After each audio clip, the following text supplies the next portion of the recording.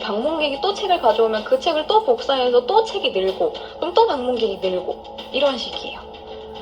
그래서 책이 몇 권인지는 상당히 의견이 분분합니다. 50만 권 이상이라는 주장도 있고요, 70만 권 이상이라는 주장도 있고요, 100만 권 이상이라는 주장도 있어요.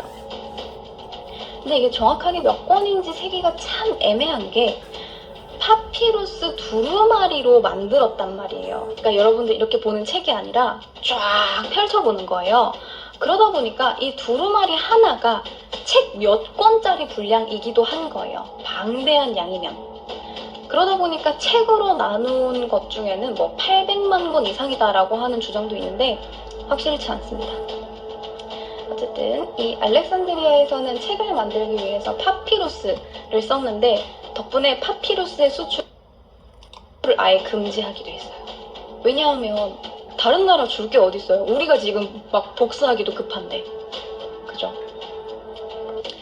이렇게 책이 모이고, 책이 있으니 학자가 모이고, 학자들이 모이니까 연구를 하고, 아까 말했다시피 의학교도 생기고, 원래 의학교라고 하면 보통 해부 같은 것도 좀 해야 되잖아. 근데 이게 원래 그리스에서는 금지되어 있었단 말이에요. 근데 여기가 어디예요? 이집트예요. 이집트 하면 뭐가 생각나요, 여러분? 미라 생각나죠? 코로 뇌를 뽑아내는 곳이에요. 아무렇지 않게 해부를 할 수 있어요. 그래서 여기에서 의학도 많이 발전을 했고요. 기하학의 창시자라고도 하는 유클리드 역시 이 알렉산드리아 도서관에서 연구를 했고 관련된 책도 여기에 상당히 많았다고 합니다. 중간에 프톨레마이오스 1세가 사망하고 프톨레마이오스 2세가 파라오가 되면서 알렉산드리아 도서관은 전성기를 맞게 됩니다.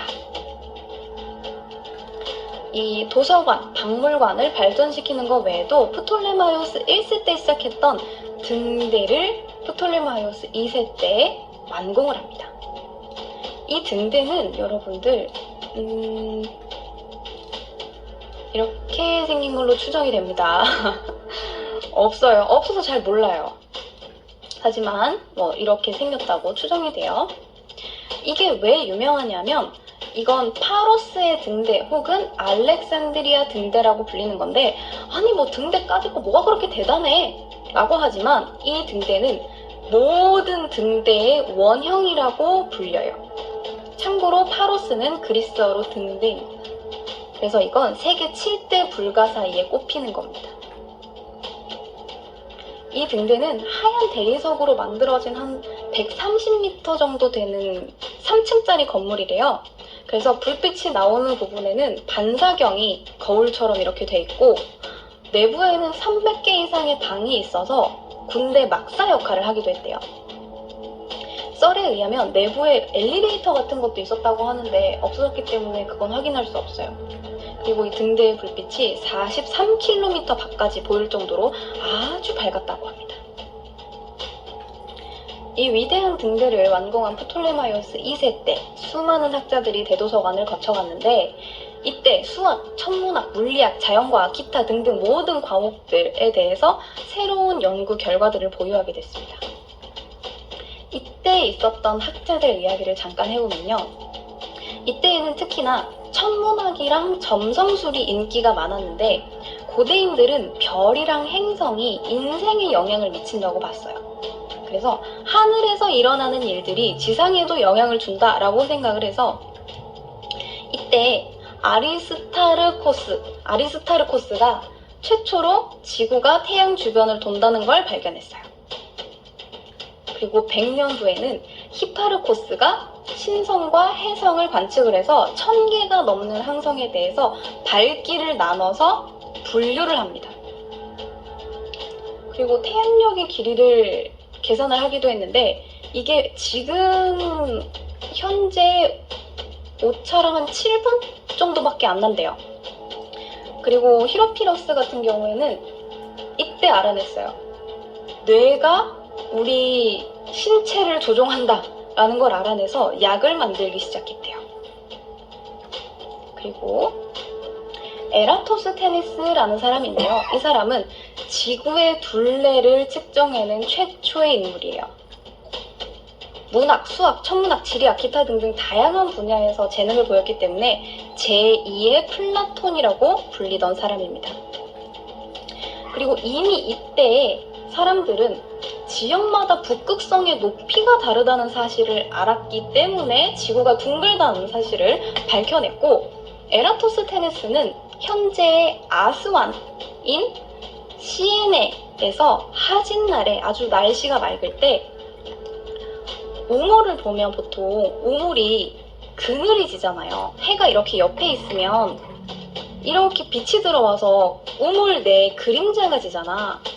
근데 이날 우물의 바닥까지 햇빛이 아주 직선으로 빡 하고 꽂히는 걸 봤어요. 그래서 해가 가장 높이 뜨면 90도구나 라는 걸 알았대요. 그래서 이거를 바탕으로 지구의 크기를 계산할 수 있다는 걸 알아냈대요.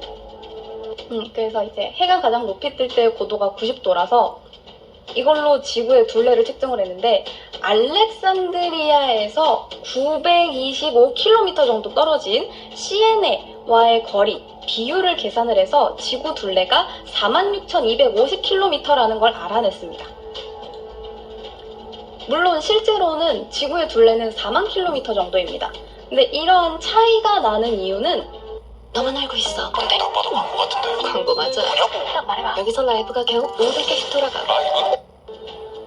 알렉산드리아랑 시에네가 정확하게 같은 경도상에 위치해 있지 않고 거리를 잰 게 이 사람이 실제로 걸어서 거리를 잰 거기 때문에 정확하지가 않았고, 당시에는 지구가 완전 동그랗게 생긴 구 형태라고 생각을 해서 이게 약간 오차가 있는 거예요. 만약에 타원형이라는 걸 알았고 정확한 길이를 측정할 수 있었으면 이런 오차가 안 났을 수도 있어요.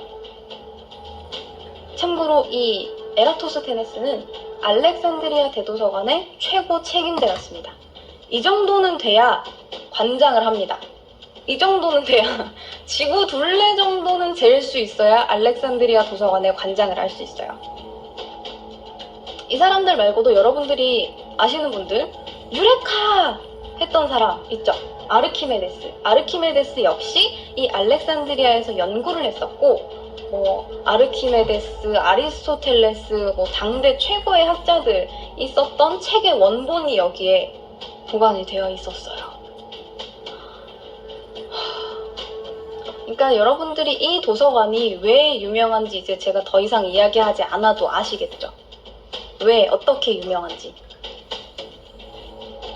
자, 그래서 이렇게 도서관이 지어지고 전성기를 맞고 그랬는데, 기원전 250년경에 로도스가 마케도니아의 침공을 받게 됩니다.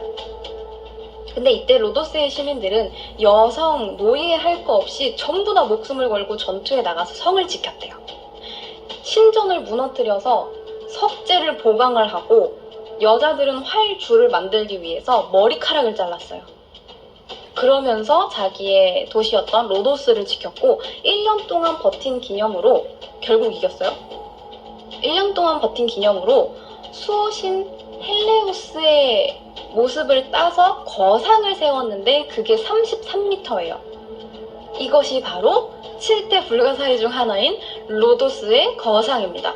이것 역시 무너져서 원형은 알 수 없어요. 하지만 이런 식이었을 것으로 추정이 됩니다. 이 거상을 만든 재료는 적군이 버리고 간 무기를 녹여요. 그렇게 만들었고요. 자금은 성을 공격하던 무기를 팔아서 조달을 했고, 시민들도 십시일반 돈을 모았대요. 그렇게 7대 불가사의 중 하나인 로도스의 거상이 만들어집니다. 자, 어쨌든 이렇게 로도스의 거상이 만들어지고 그 사이 다른 나라들도 발전을 하고 알렉산드리아 대도서관에 라이벌이 생깁니다. 그것이 바로 페르가몬 도서관이에요. 페르가몬에서는 이 알렉산드리아에서 파피루스를 수출하지 않았기 때문에 책을 만들어야 되는데 파피루스가 없잖아요. 그러면 어떻게 해요? 다른 걸 대체를 해야 되잖아요. 그래서 양가죽을 이용해서 책을 만들기 시작했는데 이것이 바로 양피지입니다. 양피지를 파치먼트라고 부르는데요. 이게 페르가몬에서 유래됐다고 합니다. 이게 양피지예요. 그러면서 이제 이 알렉산드리아 대도서관은 예전에 그 대도서관의 명성을 점점 잃어갔어요. 그런데 하필 이때 이 프톨레마이오스 왕가가 로마의 위협을 받게 됩니다. 기원전 47년경 로마의 장군 율리우스 카이사르가 이집트에 옵니다. 그리고 당시 프톨레마이오스 왕가의 가장 유명한 여왕인 클레오파트라를 만나게 됩니다. 사실 우리가 클레오파트라 하면 생각나는 이미지는 약간 이런 거잖아요. 근데 사실 클레오파트라는 클레오파트라 7세예요. 그 이야기는 뭐예요? 클레오파트라는 1세도 있었고 2세도 있었고 3세도 있었어요. 이 클레오파트라에 대해서는 여러분들이 보통 마녀, 요부, 판무파탈 뭐 약간 이런 이미지로 생각을 하시는데 사실 클레오파트라는 어렸을 때부터 되게 총명하고 독서를 좋아했대요. 집 바로 옆에 대도서관이 있잖아요. 똑똑할 수밖에 없겠죠. 옆에 막 5만 가지 대단한 학자들이 다 모여있고 그 학자들이 막 책을 냈는데 그거를 읽고 자랐으니까 얼마나 똑똑할 거예요. 상당한 지식인이었고 그리스 혈통의 프톨레마이오스 왕 중에 이 클레오파트라만이 유일하게 이집트어를 구사할 수 있었대요. 클레오파트라는 참고로 9개 국어를 구사했습니다. 무역을 하는 도시의 말들을 다 할 수 있었대요. 쩔죠. 여러분들이 생각하는 그런 막 몸치장만 하고 막 그냥 맨날 막 식초 맨날 마시고 이런 이미지 아니에요, 여러분들. 근데 이 카이사르가 왜 이집트에 왔냐 하면 그걸 먼저 이야기를 해줄게요. 이 카이사르는 폼페이우스와 함께 삼두 정치를 이끌던 인물이에요. 여러분 삼두 정치는 교과서에서 되게 많이 배웠잖아요. 3명이서 이렇게 나눠가지고 나라를 이끌고 왕을 안 만들 이런 거 있잖아. 그거 하던 사람이에요. 그래서 폼페이우스와 함께 삼두 정치를 이끌었는데 폼페이우스가 원로원이랑 짜고 쳐서 카이사르를 총독 자리에서 물러나게 한 거예요. 그래서 어쩔 수 없이 폼페이우스와 맞다이를 뜨게 됩니다. 이때 카이사르는 군대를 이끌고 갈리아에서 로마로 넘어가게 되는데 이때 군대를 이끌고 넘어가면 불법이었던 갈리아와 로마 사이의 경계였던 루비콘 강을 건너며 주사위는 던져졌다 라고 외쳤습니다. 이 말 되게 유명하죠? 주사위는 던져졌다. 이때 나온 말이고요. 여러분들 루비콘 강을 건넜다라는 말도 많이 들어보셨을 텐데 그게 여기에서 유래된 말이에요. 루비콘 강을 건넜다라는 건 이제 더 이상 돌이킬 수 없는 선택을 했다라는 뜻입니다. 오케이? 자, 그래서 루비콘 강을 건너서 로마로 진격을 하자 폼페이우스는 이집트로 도망을 갑니다. 그리고 프톨레마이오스 13세에게 도움을 요청한 거예요. 보호해달라 라고 요청을 했는데 프톨레마이오스는 이 카이사르의 보복이 두려웠던 거예요. 폼페이우스는 정적이잖아요. 이 카이사르랑 적인데 우리가 얘네를 보호해주면 우리한테 불똥이 튀지 않을까? 라고 생각을 했던 거죠. 그래서 이 폼페이우스의 목을 베니다. 그래서 이 카이사르한테 넘겨주니까 이 카이사르가 너무 슬펐던 거죠. 물론 정적이기도 하지만 정치적 동반자잖아요. 삼두 정치를 같이 하던 사람인데 얼마나 슬펐겠어요. 그래서 열이 받아서 이집트로 넘어왔다가 클레오파트라 7세를 만난 겁니다. 이때 전설에 따르면 카이사르한테 융단 선물이 왔는데 융단을 쫙 풀러보니까 그 안에 클레오파트라가 짠 하고 있었다는 그런 이야기 여러분들 아시죠? 네, 그런 이야기입니다. 어쨌든 이유야 어찌되었든 카이사르는 클레오파트라에게 푹 빠져 있었던 것으로 추정이 됩니다. 당시 카이사르의 나이는 52세, 클레오파트라의 나이는 21세. 나이가 뭐가 중요하겠어요? 그죠? 어찌되었든 클레오파트라는 카이사르의 연인이 되어서 남동생이자 남편이자 정치적 경쟁자였던 프톨레마이오스 13세를 없애버립니다. 그렇게 프톨레마이오스 13세와 클레오파트라가 정치적 경쟁 관계에 있다가 이 카이사르가 딱 하고 끼어드니까 바로 이제 내부를 소탕을 해버리고 이집트는 안전과 독립을 보장을 받습니다. 그런데 이때 이 프톨레마이오스 13세와 왕위를 놓고 싸울 때 카이사르가 클레오파트라 편을 들면서 내전에 휘말리게 됐었는데, 이 카이사르가 항구에서 포위되자 카이사르는 배에다가 불을 질러버렸어요.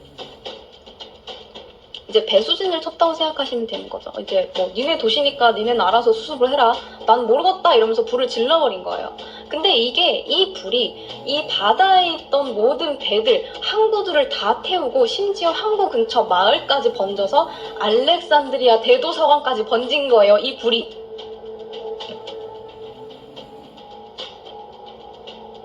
이 불로 인해 문서 창고에 있었던 문서 일부가 소실됩니다.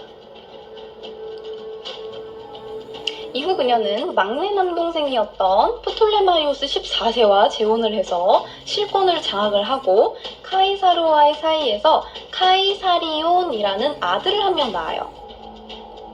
그런데 이 카이사르가 삼두 정치를 하다가 이제 왕이 돼버리니까 공화정의 전통이 어떻고 삼두 정치가 어떻고 하던 이 사람들이 카이사르를 죽일 생각을 해요. 암살을 하기로 하고, 이 암살에 끌어들인 사람이 바로 카이사르가 아끼던 브루투스입니다. 그렇게 기원전 44년 모임에 참석을 했던 카이사르는 브루투스의 칼을 탁 맞고 브루투스 너 맞아 라는 말을 남기고 사망을 합니다. 그리고 클레오파트라는 이제 남겨졌잖아요. 갑자기 카이사르가 막 죽어버리니까.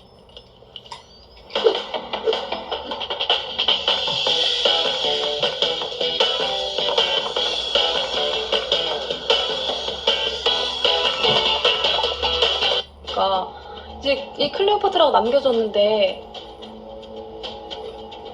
내 아들이잖아. 이 둘 사이에 낳은 아들이잖아. 그럼 우리 아들한테 뭔가 있어야 될 거 아니야. 근데 유언장에 내 관련된 말은 단 한마디도 없어요. 클레오파트라에게 왕위를 넘겨준다든가, 뭐 클레오파트라와 난 사이에 카이사리온을 뭐 내 후계로 정한다 라든가 이런 말이, 이런 단구도 없는 거야. 그러니까 클레오파트라가 빵이 칩니까 않습니까? 배신감을 느끼겠죠. 게다가 프톨레마이오스 14세 역시 젊은 나이에 요절을 합니다. 그래서 클레오파트라는 아들이었던 카이사리온을 프톨레마이오스 15세로 세웁니다. 자, 그리고 기원전 41년 2차 삼두 정치의 선두였던 마르쿠스 안토니오를 만나게 됩니다. 당시 로마는 카이사르 이후에 안토니우스파랑 오타비아누스파 두 파로 나뉘어져 있었는데, 클레오파트라는 이집트를 위해서 이제 계산을 하고 있었던 거예요. 오타비아누스가 나을까 안토니우스가 나을까, 카이사르는 잘했는데 괜히 이거 암살을 당해가지고 이걸 어떻게 해야 되나를 고민을 하다가 결국 안토니우스를 선택을 합니다. 그리고 이 안토니우스와 클레오파트라 사이에서 알렉산드로스 헬리오스라는 아들과 클레오파트라 셀레네라는 딸 한 명을 낳았어요. 아들 하나, 딸 하나를 낳고 이번에는 정당하게 요청을 합니다. 야, 나 이제부터 정부 안 할 거야. 결혼해! 결혼하고 우리 애들 후계자로 지명해. 안 그러면 나 너 이집트 가 그냥! 이라고 한 거죠. 그러니까 이제 이 안토니우스가 처자식을 버려요. 로마에 있던 처자식을 버리고 클레오파트라의 손을 들어줍니다. 그렇게 이때까지만 해도 클레오파트라는 로마와 이집트를 아우르는 대제국, 우리 딸아들이 나라를 다스리는 이러한 대제국을 꿈꿨겠지만 하필 이 안토니우스가 전쟁에서 지게 되죠. 어쨌든 전쟁에서 지기 전에 이 안토니우스는 클레오파트라에게 선물을 줬는데, 선물이 뭐냐면, 기억하세요? 카이사르와 내전을 벌일 때 이 알렉산드리아 대도서관에 있던 문서 일부가 불에 타서 소실됐다고.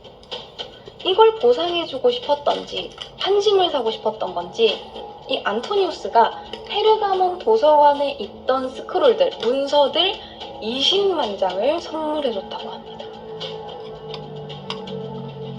이렇게 잘 나가는데 이 안토니우스가 하필이면 악티움 회전에서 처참하게 발리고 옵니다.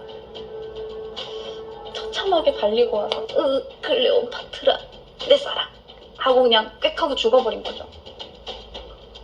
그러니까 이제 클레오파트라는 이제 줄을 잘못 탔구나 싶은 거죠.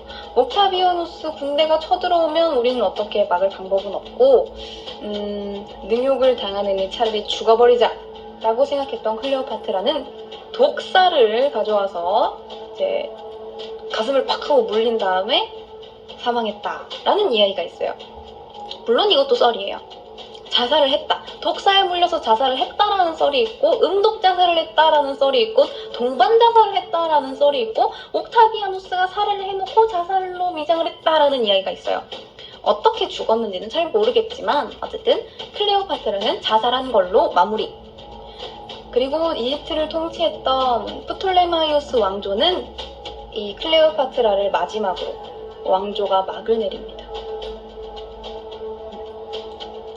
자, 근데 왕조가 막을 내렸다고 도서관이 무너지나요? 그건 아니잖아요.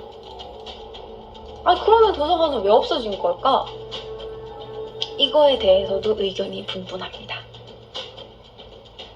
기원전 30년, 프톨레마이오스 왕조가 끝나면서 알렉산드리아는 로마의 속국이 되었고, 아우구스투스가 로마 최초의 황제가 되면서 로마인들은 그리스인들보다는 학문에 관심이 없었단 말이에요. 따라서 이 도서관에 대한 지원이 좀 많이 뜸해졌겠죠.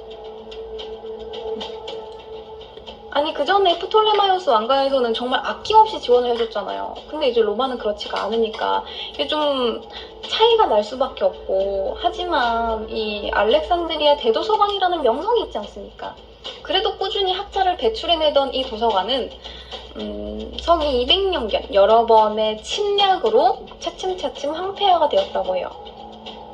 서기 400년쯤 되자 이교도가 금지가 되면서 기독교가 로마의 공식 종교가 되었단 말이에요. 그러면서 이 이교도 학자들이 거리에 내몰려서 죽임을 당했고, 다른 종교의 상징물들 역시 파괴됩니다. 물론 무세이용과 이 대도서관 역시 이교도의 상징물입니다. 따라서 보호를 받을 수가 없었어요. 616년경에 알렉산드리아는 페르시아의 손으로 넘어가게 되었고, 이때 알렉산드리아 도서관이 거의 완전히 파괴되었다라고 보는 사람들이 많아요. 아랍인들은 알렉산드리아 도서관 책들이 이슬람 종교에 위배된다고 생각을 해서 전부 다 태워 없애야 된다라고 생각을 했어요. 때문에 이때 대도서관에 문서들이, 아주 많은 문서들이 소실되었다라고 추정이 됩니다. 하지만 아직까지도 정확하게 어떻게 알렉산드리아 대도서관이 파괴되었는가, 문서가 없어졌는가는 잘 모르고, 그냥 몇 가지 흔적, 유적처럼 남아있는 이것들, 혹은 뿔뿔이 흩어져 있는 이 문서들을 토대로 추정만 하고 있을 뿐입니다. 이게 이제 최근에 발견된 알렉산드리아 대도서관에 있었을 것으로 추정이 되는 문서입니다. 이게 도서관의 내부로 추정되는 사진들이에요. 이런 식으로 스크롤을 보관을 하는 거예요. 여러분들이 지금 알고 있는 책처럼 이렇게 다다다다 꽂혀 있는 게 아니라 스크롤로 둥글게 말아서 이런 식으로 꽂아놨던 겁니다. 그리고 사서들이 이걸 하나하나 분류를 했던 거죠.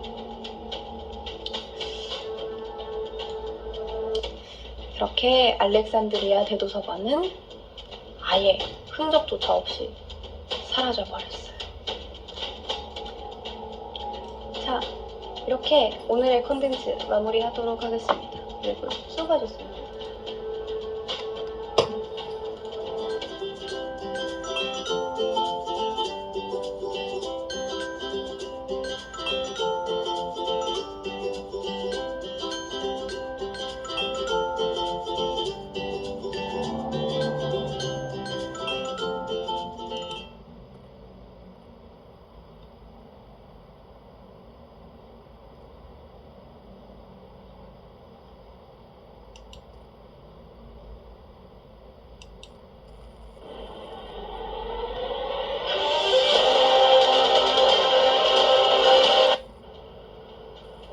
콘텐츠 시작할게요.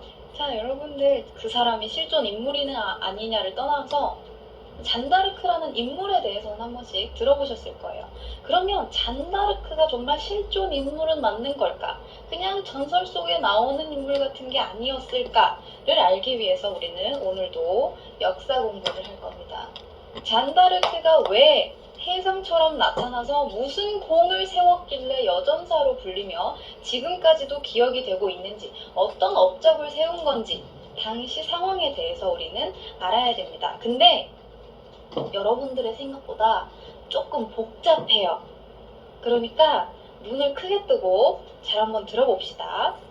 옛날 아주 먼 옛날 1337년쯤 중세 유럽에는 유럽의 두 강대국이었던 프랑스랑 영국이 전쟁을 벌이고 있었습니다. 전쟁이야 뭐 맨날 뻔질나게 하는 거 특별할 거 있겠습니까? 하지만 이 전쟁은 다들 들어보셨을걸요? 바로 백년 전쟁입니다.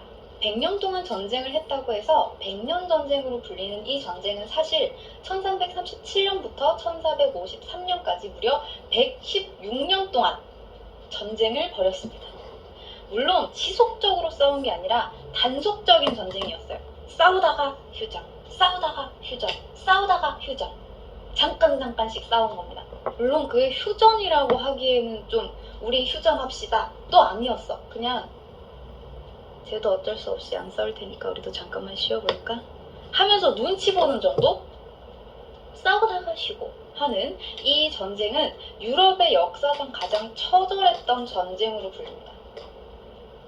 이 처절했던 백년 전쟁의 시작은 아주 미미했어요.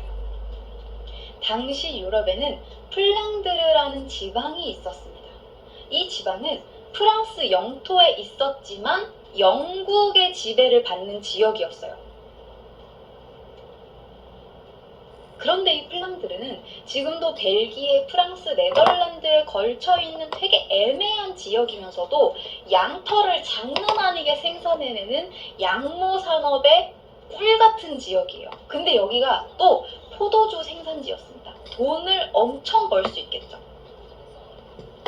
영국은 당연히 여기 이 플랑드르를 애지중지할 수밖에 없었고, 프랑스는 우리 땅에 있는 건데 영국 놈들이 차지하고 있으니까 당연히 우리 거 하고 싶겠죠. 눈독을 들이고 있었습니다. 그래서 이 프랑스랑 영국이 이 문제로 한껏 예민해 있었어요.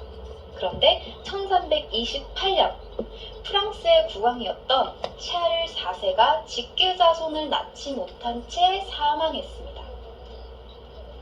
그렇게 사촌동생이었던 필리프 6세가 자연스럽게 프랑스의 왕이 되었는데, 이때 갑자기 영국의 왕이었던 에드워드 3세가 뜬금없이 이소를 외치며 끼어들어요. 내가 프랑스의 왕이 되어야 된다 라고 주장해요.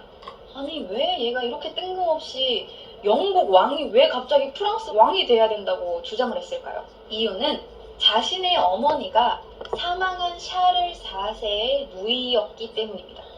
프랑스 의회는 에드워드 3세를 무시하고 필립 6세를 왕으로 추대했어요. 필리프 6세.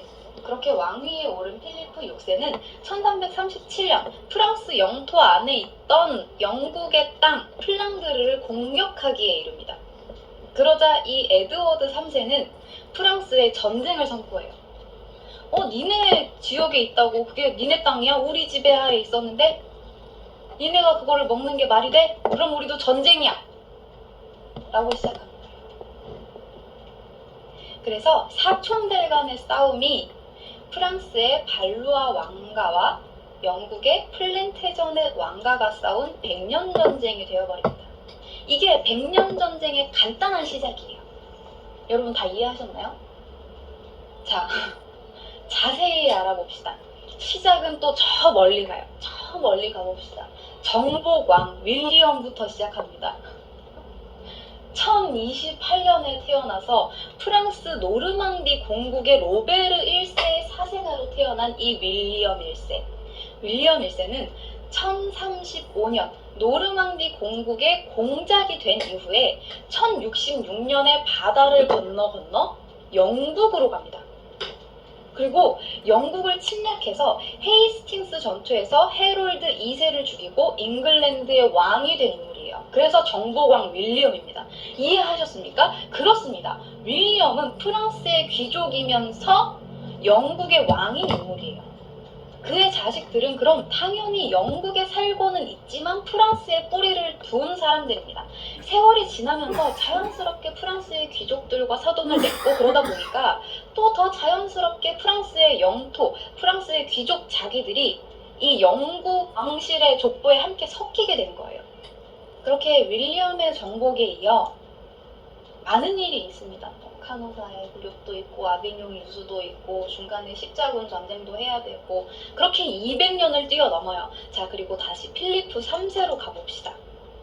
프랑스의 왕이었던 필리프 3세에게는 아들이 딱 2명이 있었어요. 필리프 4세랑 샤를이 있습니다. 그런데 이 필리프 4세에게는 아들이 3명이 있어요. 차례대로 루이, 필리프, 샤를입니다. 처음에는 자연스럽게 장자인 이 루이가 루이 10세가 되어서 왕위를 물려받았어요. 근데 이 루이한테는 아들이 없고 딸만 하나 있었습니다. 그리고 금방 죽어버렸어요. 자, 그럼 여기에서 또 논란이 있겠죠. 장자의 딸이 프랑스의 여왕이 되느냐, 아니면 루이 10세의 형제였던 필리프가 왕이 되느냐에 대해서 말이 많았어요. 근데 이 필리프가 강력하게 절대 여자는 프랑스의 왕이 될 수 없다 라고 하면서 자신의 왕위 계승권을 주장하고 나섰기 때문에 필리프는 그렇게 필리프 5세가 되어서 왕위에 오릅니다. 하지만 운명의 데스티니, 필리프 5세도 쭈루룩 딸만 넷을 낳아요. 그리고 자기가 했던 말에 오히려 자기가 당해서 눈물을 머금고 자기 딸들 대신 자기 동생한테 또다시 샤를에게 왕위를 넘겨주게 됩니다. 이것이 샤를 4세입니다. 근데 아까 이야기했듯이 샤를 4세는 아예 아이를 낳지 못하고 사망해버립니다. 자, 그렇다면 이제 남은 사람은 샤를 4세의 누이였으며 영국의 왕비였던 이사벨라가 있고요. 영국의 왕이었던 이 에드워드 3세가 또 왕위를 주장할 수 있겠죠. 물론 당연히 우리 할아버지가 왕이었으니까 나도 왕이 될 수 있는 거잖아요. 근데 이 에드워드는 당시 영국 왕이었단 말이에요. 자, 그러면 이 에드워드 3세 말고 또 누가 왕위에 오를 수 있을까요? 쪼로록 올라가 봅시다. 우리 할아버지의 동생, 작은 할아버지의 아들, 나의 사촌 필리프가 또 있습니다. 자, 그러니까 여기에서 문제가 되는 건 이 장자의 집안에서 내려온 여자가 낳은 아들이 왕이 되느냐, 아니면 둘째 왕자에게서 낳은 그 다음 아들이 왕이 되느냐에 대해서 말이 많았어요. 그러니까 당연히 에드워드 3세는 우리 할아버지 자기였고 우리 할아버지가 왕이었으니까 당연히 내가 왕이 될 수 있는 거 아니야? 이참에 영국이랑 프랑스 둘 다 먹어버리자 가 돼버린 거고요. 필리프 입장에서는 아니, 아까는 뭐 여자는 뭐 왕위 계승권 그런 거 없다며, 그리고 너는 영국 왕이잖아, 왜 프랑스까지 탐내? 라고 하면서 자신이 왕이 될 것을 주장했습니다. 이것이 100년 전쟁의 내막이에요. 이미 이 프랑스와 영국 사이에서 여기 보면 이사벨라도 프랑스의 왕족이었는데